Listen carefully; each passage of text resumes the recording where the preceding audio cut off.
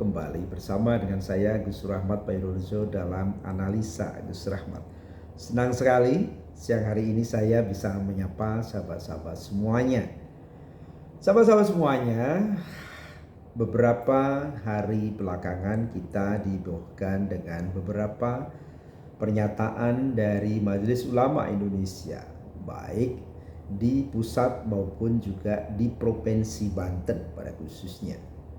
Ada berbagai macam anasir-anasir atau pendapat-pendapat yang berkembang, dan tentu kita tahu ada beberapa anasir-anasir yang berkaitan dengan PSN PIK 2. Satu sisi ada pendapat yang menyatakan Majelis Ulama Indonesia meminta agar membatalkan PSN PIK 2.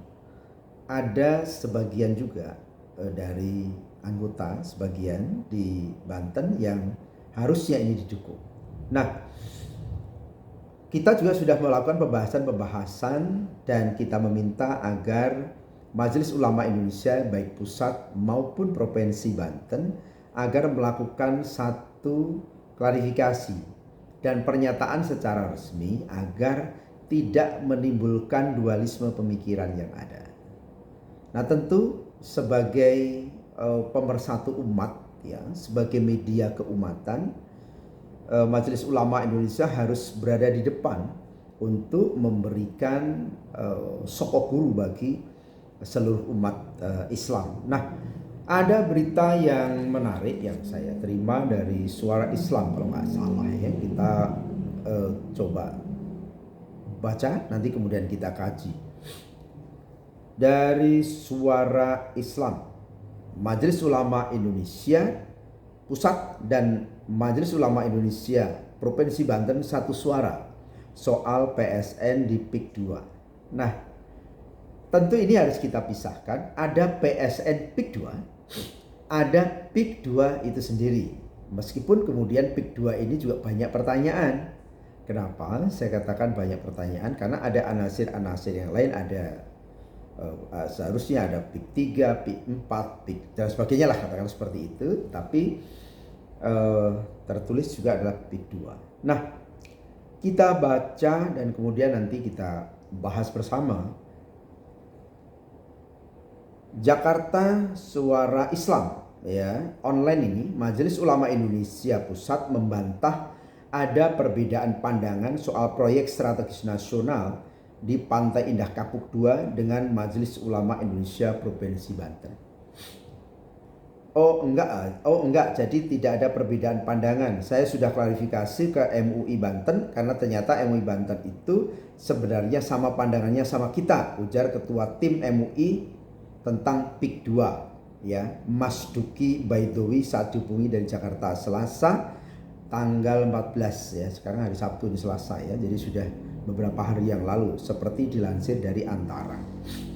Sahabat-sahabat semuanya, artinya kita memahami bahwa sikap dari Majelis Ulama Indonesia itu sepakat berkaitan dengan PSN, artinya satu suara, ya. Kalaupun kemudian ada di antara anggota-anggota yang lain yang kita tidak sebutkan, si A, si B, si C, tetapi bahwa suara Majelis Ulama Indonesia itu sepakat, ya, tentang PSN PIK 2 yang ada di Tangerang hingga Serang. Sebelumnya MUI Pusat telah menggelar pertemuan dengan MUI DKI Jakarta dan MUI Banten membahas polemik PSN di PIK 2. Dalam pertemuan itu memperkuat hasil Mukernas MUI bahwa meminta proyek tersebut dihentikan. Ya, artinya dari hasil Mukernas, Musyawarah Kerja Nasional Majelis Ulama Indonesia, dan Mukernas itu tentu menghadirkan seluruh Majelis Ulama Indonesia di tingkat provinsi di seluruh Indonesia. Dalam pembahasan tersebut jelas sekali sikap dari Majelis Ulama Indonesia berkaitan dengan PIK 2. Sahabat-sahabat semuanya, saudara-saudara semuanya, tentu ini untuk menepis anggapan bahwa MUI Provinsi Banten terkesan berbeda dengan MUI Pusat. Seolah-olah berkembang berita MUI Provinsi Banten itu berdiri sendiri. dia memberikan dukungan dan lain sebagainya. Ini anasir yang berkembang. Ya. Namun dengan adanya berita ini kemudian membantah semua asumsi-asumsi yang beredar di publik ya. Tetapi sekali lagi kita tidak bisa salahkan masyarakat untuk memberikan satu penilaian ya, karena memang ya sekarang kalau kita berbicara tentang medsos itu sudah sampai menyurak sampai di masyarakat hampir di semua lapisan. Nah, namun tak lama berselang MUI Banten menggelar konferensi pers mendukung kelanjutan. Nah, ini kemarin yang sudah kita bahas ya, sudah kita bahas. Artinya ini beberapa pengurus saja ya, beberapa pengurus saja. Yang ini tidak bisa mewakili daripada Majelis Ulama Indonesia Provinsi Banten.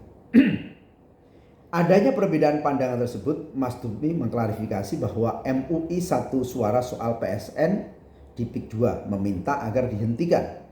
Dalam rekomendasi di Mukernas itu juga ditandatangani seluruh MUI se-Indonesia termasuk MUI Banten.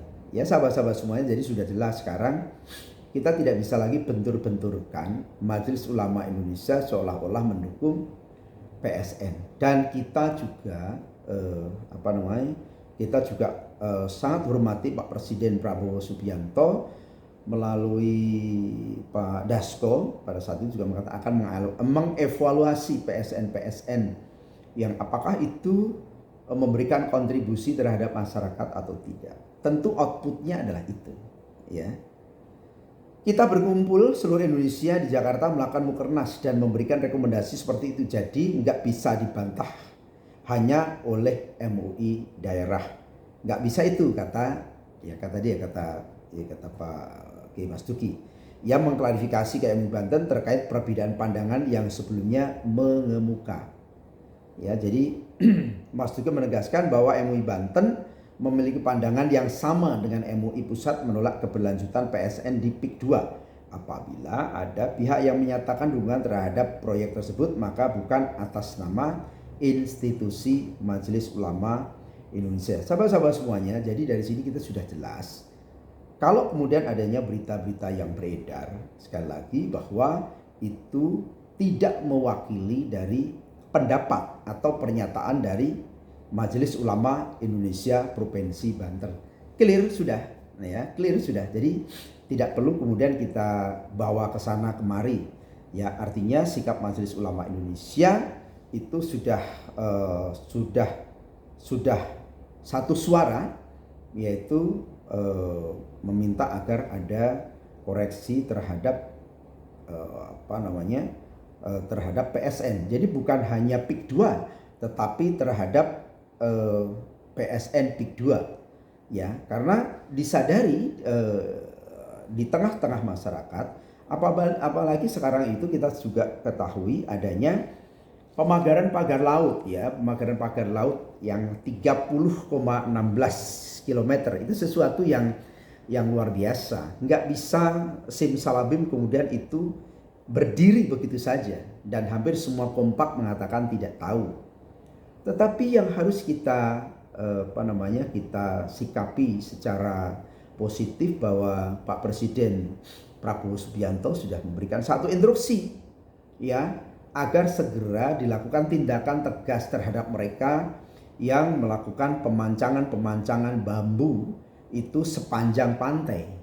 Tentu pertanyaan selanjutnya, kalau kemudian ada yang mengatakan dari sebagian komunitas masyarakat yang mengatakan bahwa itu dibangun oleh mereka dengan swadaya mereka, yang harus menjadi pertanyaan berikutnya adalah bahwa untuk membangun itu membutuhkan satu nilai yang sangat besar, bukan semiliar 2 miliar tapi miliaran. Sementara mohon maaf, bukan berarti untuk itu. Kita lihat bagaimana saat ini mereka pendapat-pendapat dari para nelayan itu mengatakan dengan adanya pagar itu menjadikan mereka ketika melaut harus mutar. Belum lagi kalau malam hari mereka bisa tersangkut dengan bambu tersebut. Pertanyaan berikutnya adalah ketika kemudian apakah mungkin nelayan kemudian memagari kehidupannya sendiri Kalau kemudian ada mereka berpendapat bahwa dengan membuat pagar itu adalah untuk terumbu karang dan lain sebagainya, agar untuk mitigasi dari tsunami, rasanya ini terlalu berlebihan, ya kan? Sejauh mana kemudian bambu-bambu itu bisa dijadikan sebagai alat untuk membuat satu pressure drop terhadap tsunami dan lain sebagainya. Dan pantai utara itu adalah tidak berpotensi terhadap adanya tsunami, ya. Nah, sahabat-sahabat semuanya, tentu ini sangat menggelikan pendapat-pendapat bahwa mereka swadaya. Ya, hebat sekali mereka itu. Dan apakah mereka juga kemudian sokongan untuk membeli bambu, yang dimana bambu itu kalau dari beberapa pendapat yang ada di situ paling rendah itu harganya 15, 20, bahkan ada sampai 35.000 satu batang. Belum pada saat mereka memancang, belum pada mereka kemudian melakukan frame antara tiang, belum pengikat dan lain sebagainya. Tentu ini biaya yang sangat mahal. Memang ada kemudian pendapat-pendapat yang berkembang, ya, dan itu juga cukup ramai di medsos, yang kemudian infonya ada artis yang sangat terkenal kan itu kan, dan semuanya mengetahui. Ya, kita tentu tidak juga bisa mengatakan siapa nama artis itu kan, kita sampai di telinga kita juga hanya seperti itu, ya. Dan kemudian masyarakat juga ada yang kemudian menyampaikan bahwa mereka dibayar sekian-sekian untuk melakukan itu. Nah, tentu ini menjadi kontraproduktif, ya. Tentu ini terjadi perbedaan pandangan di tengah-tengah masyarakat itu sendiri. Tetapi kita menjadi masyarakat atau kaum yang logis, yang bisa menilai segala sesuatu itu dengan jelas. Apakah kemudian itu betul-betul dipasang oleh mereka dari kalangan masyarakat, ya kan? Sementara mereka untuk kehidupan mereka, ya, dengan pendapatan katakanlah rata-rata di antara mereka 150.000 misalkan. Apakah kemudian dengan 150.000 itu dalam waktu yang rentang yang dekat kemudian mereka mengumpulkan untuk swadaya, sementara mereka itu perlu berlaut, bukan untuk membudidaya kerang misalkan, contoh seperti itu. Apalagi mereka berbicara tentang mitigasi, tentu ya sangat jauh lah. Sudahlah, kita harap banyak pihak kita berpikir lagi tentang bagaimana kedaulatan Negara Kesatuan Republik Indonesia. Pantai tidak boleh dipisahkan dengan lautan dan tidak boleh ada sekat, dan penyekatan apapun itu harus mendapatkan izin, ya. Dan tentu pemerintah juga harus tahu, tidak boleh diam, tidak boleh tidak seolah-olah tutup mata, tidak mengetahui kan gitu kan. Ya, jangan sampai kemudian juga masyarakat yang beredar di beberapa medsos, emak-emak juga sudah melakukan pencabutan. Apakah harus kemudian seperti itu? Ya, masyarakat, ya tentu tidak, saat ini masyarakat tidak bodoh untuk melihat, menganalisa seperti apa, ya. Jadi itu saja sahabat-sahabat semuanya. Nanti kita lanjutkan dalam pembahasan berikutnya. Semoga bermanfaat dan tetap satu pandangan, tetap fokus. Kita akan telisik terus, ya. Dan semoga kajian-kajian ini, pembahasan ini menjadi manfaat bagi kita. Terima kasih. Dan sekali lagi terima kasih. Saya Agus Rahmat Paidoso. Assalamualaikum